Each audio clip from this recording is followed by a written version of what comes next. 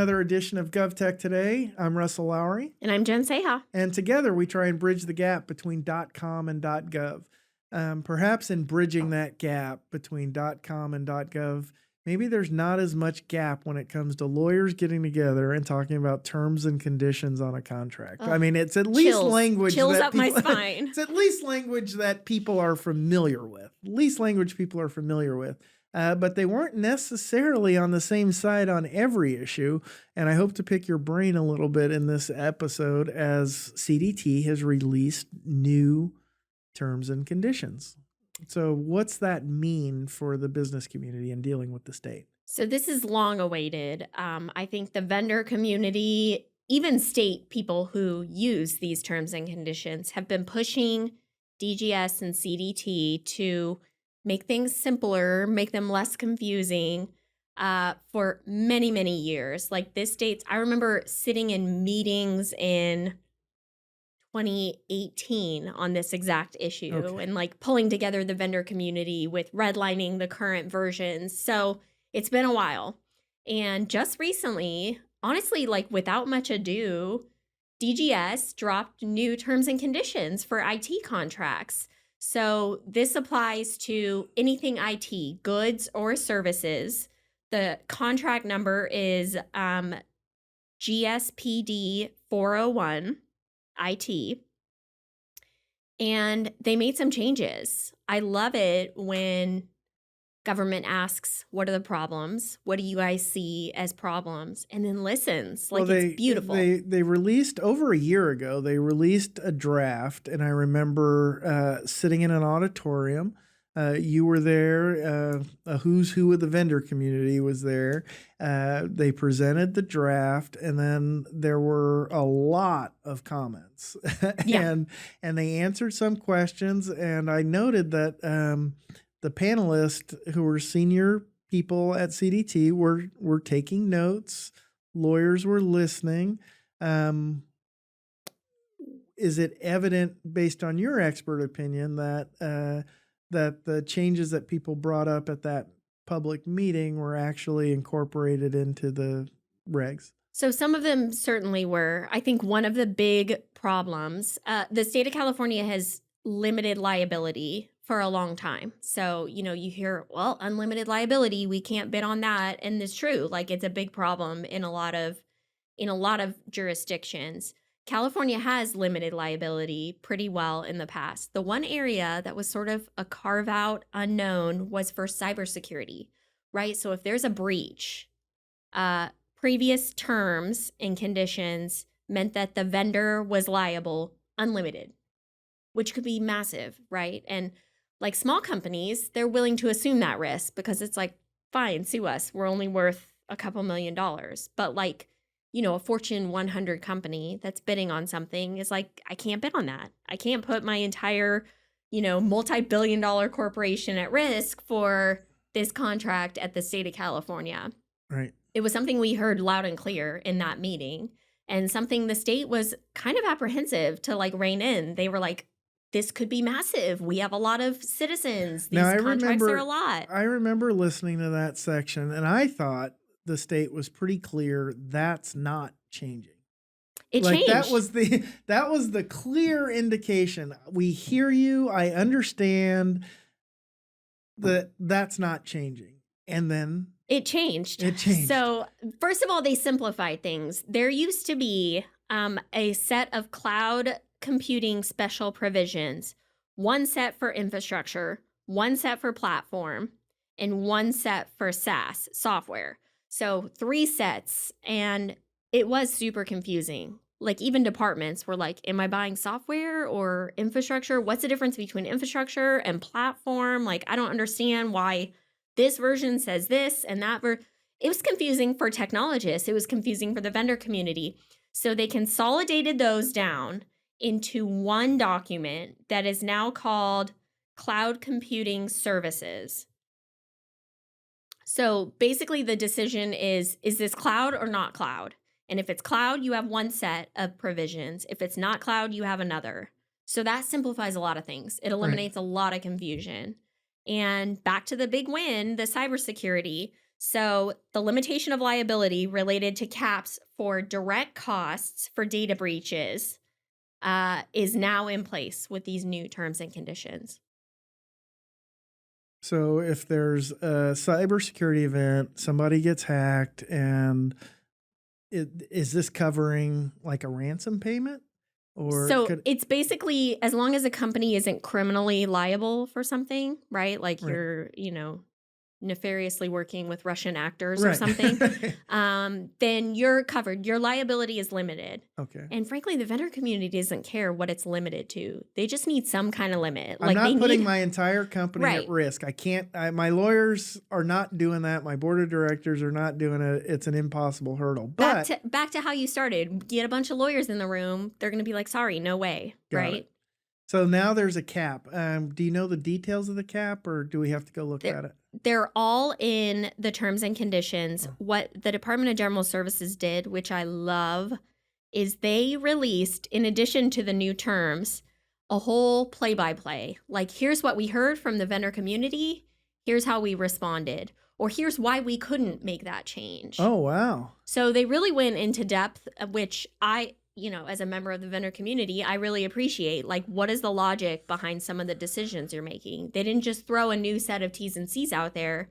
They gave you the play-by-play for like what changes they made and what changes they didn't make and why they couldn't make those changes. That's so I thought it's been a long time coming, but I thought it was really handled pretty well the way that they rolled it out. Okay, so policy is so important, but it's like so much of life, it's ultimately about people. Who are the people involved in producing these regs that got such that are getting such a warm reception in the vendor community? It's those attorneys, okay. Which, surprise, like we were happy with how attorneys handled something.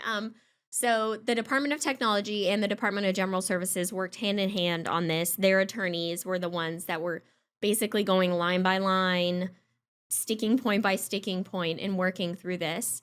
And then they worked with the vendor community pretty closely. And it wasn't just one vendor. They're not, making this fit for Intel, but not for HP. Right. We were in the room. There were dozens of vendors, big, small, resellers, products, hardware, software. So these terms apply really broadly. It's everything IT, whether it's cloud, the version 1 cloud, or version 2 not cloud. They apply to everything, and it's effective immediately. So I picked up on a subtle distinction in your response, but you talked about DGS and CDT working so well together. For years, there's been over the years at different times, there's been aggressive hostility between CDT and DGS, and it gets papered over sometimes, but the departments there can be some tension.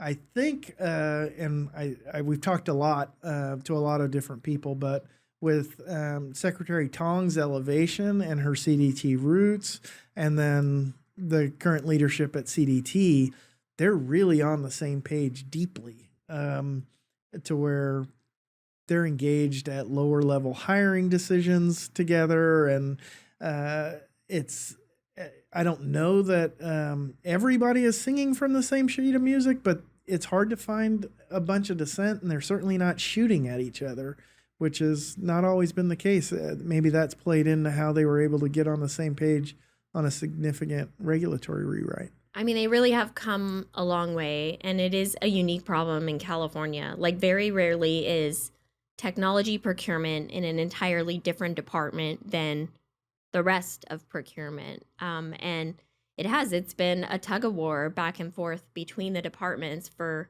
decades, if not longer. And so I do feel like they've finally reached a place where they're working from the same page, the same team. I mean, they put on a quarterly vendor forum, and it's joint. It's a joint vendor forum for CDT and DGS because they are really functioning as one team, which is great because that's what the public expects. That's what the citizens expect. That's what the vendor community expects. Like, when I have to break down how technology procurement works in California to someone, they're like, what? that Right. doesn't make any sense. And it's like, you don't need to worry about it. Like, they function pretty much as the same team. They just have different email endings to their addresses. Well, I want to go back more to some of the substance of the regulation, but you talked about combining the three into one. I think it was SaaS Pass. Pass and Cloud. Yep. And so now it's combined into one, and it's either cloud or not cloud, and you get these conditions or those.